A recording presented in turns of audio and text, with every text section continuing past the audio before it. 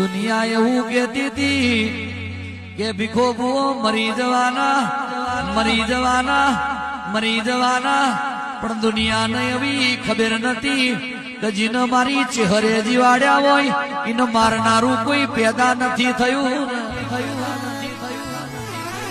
દુનિયા એવું કહેતી હતી કે જગતની જે કરે છે અને દરદ આવ્યું કોઈ નહીં મટાડે, કોઈ નહીં મટાડે, કોઈ નહીં મટાડે, પણ જે દરદ ને મારી ચહેરે ડોમ દીધો હોય એ દરદ ફેર ના આવે.